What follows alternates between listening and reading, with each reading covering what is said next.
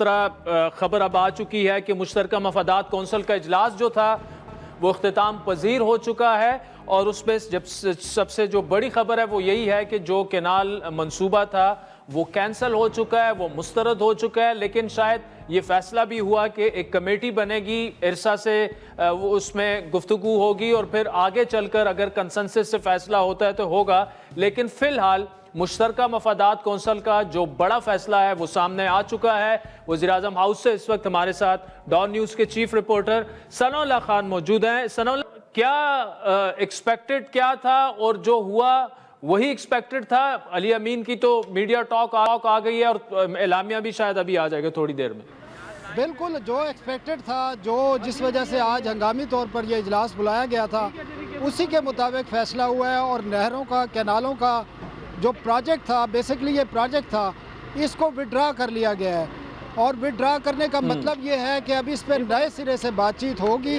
अगर जो technical committee, और एक ये फैसला हुआ है कि एक टेक्निकल कमेटी बनाई जाएगी जो हर सूबे का जो 91 एकॉर्ड है वाटर डिस्ट्रीब्यूशन का, उसके मुताबिक शेयर को देखेगी।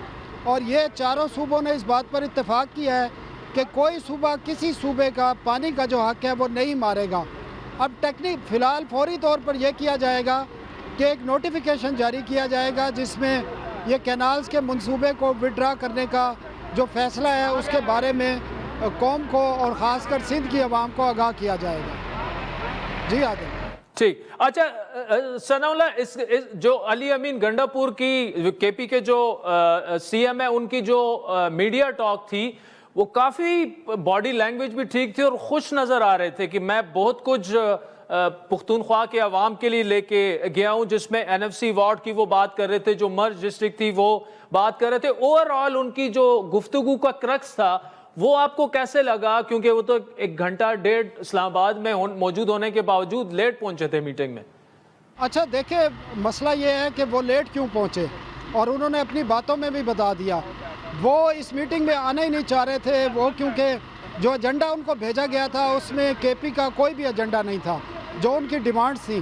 उन्होंने इस घंटे के दौरान नेगोशिएट किया और गिव एंड टेक किया और उन्होंने अपना एजेंडा शामिल कराया और उन्होंने एक्सेप्ट किया कि ऑन टेबल हमारा जो एजेंडा है NFC के हवाले से या उनका जो पन बिजली में शेयर है उसके हवाले से वो चीज़ें शामिल की गई और उन्होंने कहा उससे एग्री किया गया और कुछ चीज़ें मंजूर भी की गई।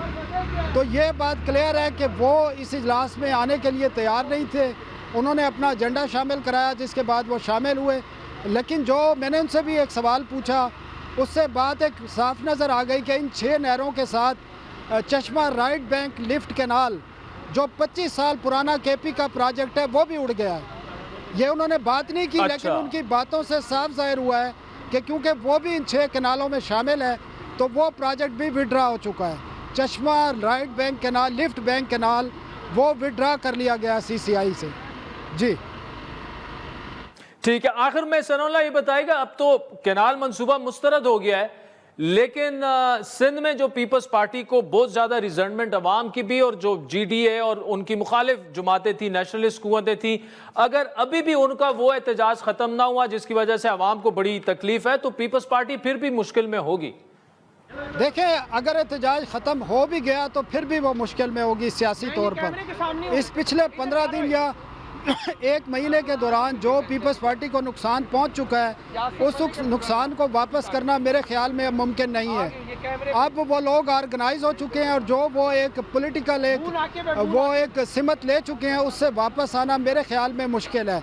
लेकिन ये ज़रूर होगा कि इस नोटिफिकेशन के बाद, इस डिसीजन के बाद कम अज़ कम एहतजाज ख़त्म होगा और जो रोड हैं, जो पोर्ट से सारा सामान जो पंजाब में आता है या KP में आता है वो खुल जाएंगे। पेट्रोलियम प्रोडक्ट की जो एक सप्लाई है वो खुल जाएगी। तो सूरत हाल नॉर्मल ज़रूर होगी लेकिन सियासी तौर पर जो पीपल्स पार्टी को नुकसान पहुंच चुका है मेरे ख्याल में वो नुकसान अब वापस नहीं होगा।